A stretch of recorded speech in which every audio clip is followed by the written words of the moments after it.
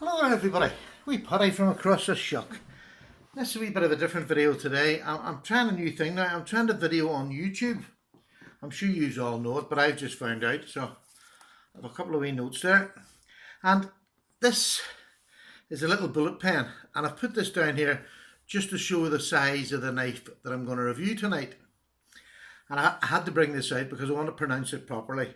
It's in my series of peasant knives, and it's another one that I've got now to add to it, and it's a Higonokami. And I'm sure that a lot of you older boys, older by I mean on YouTube, you can see the writing on there. This is the black version. You can see the writing on the front of it. I'm sure that says, "Paddy, this is for you. Thank you very much, Higo." But that's the size, so it's roughly the size of a wee bullet space pen. So this is the mini version of it. They do lots of different versions. I was watching a little video on it when I was trying to do some background, and they do them, you know, sort of this length. And they're made at the side of the street, wee shops at the side of the, Chinese streets and Japanese streets. And they've been made for, I don't know, probably centuries and centuries been made. And the story goes, and I don't know how true this story is or not, but apparently, which the name is here, Higonokami was a gathering of a guild of blacksmiths, and they were the only ones that were allowed to make these knives and sell them on the streets or whatever. Now, apparently, and again, this is all subjective because I really don't know. I couldn't find out any genuine information. This is Japanese after all. So apparently there's only one old man left making them that the knife can genuinely be called this Higonokami, and there's no family to take over from him. So that line of guild has sort of come to an end, a natural end. Now, this is I keep saying China, I don't know why I keep saying China, but this is Japan, and they're made all over the place. They're copies made all over the place, but sort of legally they can't do it. But Japan, China, they don't have the same legal restraints as we have. So if you can see, there's nice writing on the front of it, Chinese writing. It's a black frame. Now, I watched a video on how it's made. It's probably the most simple knife you ever made. It's just one bit of metal. This is how you open it. You flick down on that and open it up. And you'll probably not see it, but all it is just one piece of metal folded over, a hole drilled through it, the blade tang put into it with this little stopper here that you hold on to. That's the friction part of it. And it's a pin that's put through it and stamped down. And that's it. And when it comes to you, it's all wide, it's floppy. The only way to stop this, it just flops down to the bottom and it stops when it hits metal. But this is my other part of my little story. When you're doing a wee bit of or when I'm doing something that I know nothing about, I went and I watched a few videos, and a man that I admire very much, Nick Shabazz, he'll probably never see this video, and that's not the point of it.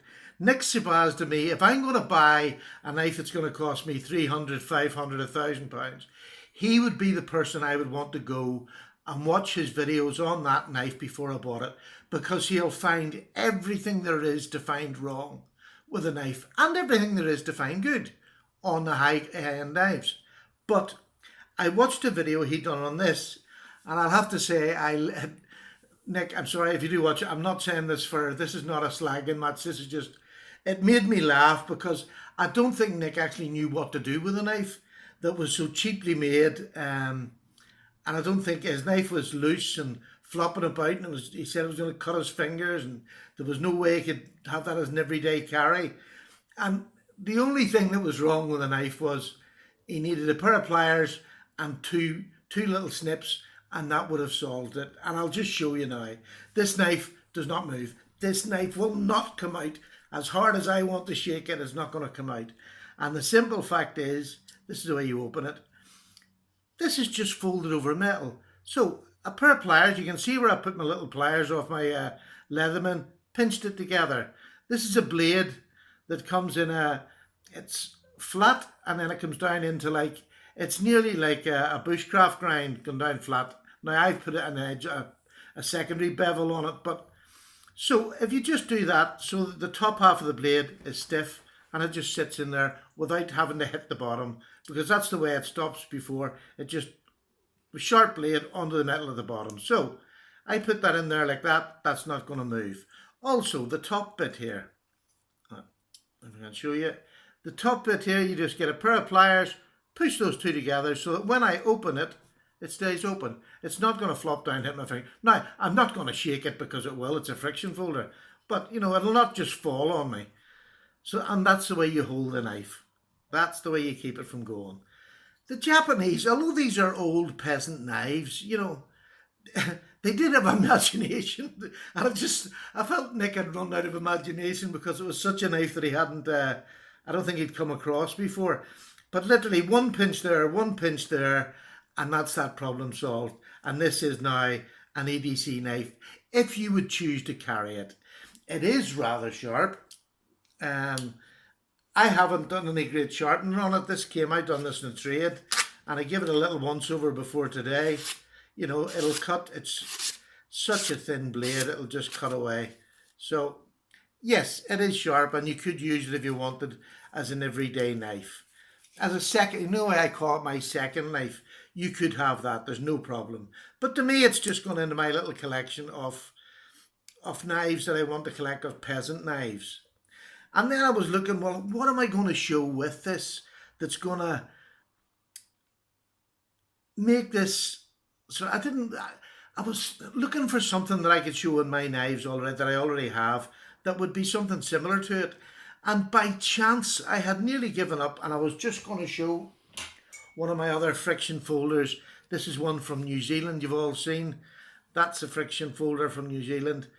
Same sort of principle, except it's a bit bigger. And I thought, right, well, I could show that. And then perchance I found a little San Remo. And would you look at that? I didn't realise how close this San Remo is to this Higonokami. I can't say that word. So if I undo that, this is just a slip joint, and this is a friction folder. But just look at the shape, even the bellies of the knives, the blades, how close is that? I mean, you take it, that's gone back century, this has gone back centuries old. So this is Chinese, this is Japanese. So this must have been the AliExpress of the time that has come in and copied a blade shape, because it's near enough exactly the same.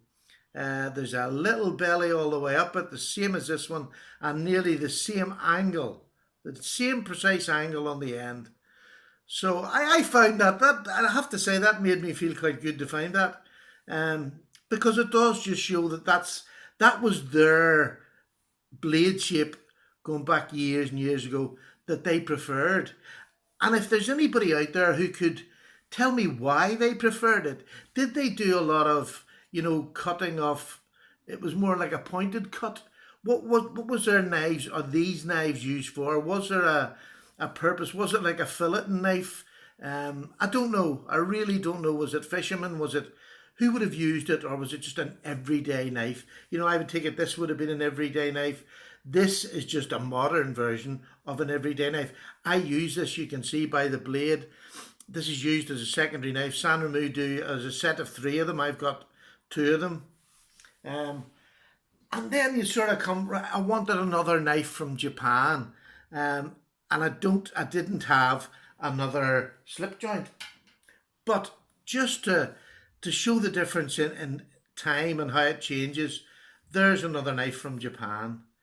The Spyderco Delica, one of the most famous knives made in China. And it again is quite simple. Now, it's got a back lock, but it is quite a simple design. And the reason the Delica is good is because it's a simple design. You open it up and you cut. This one's not going to close on you as easily, but it does close nicely. And again, if you look, it has the belly. This has the belly.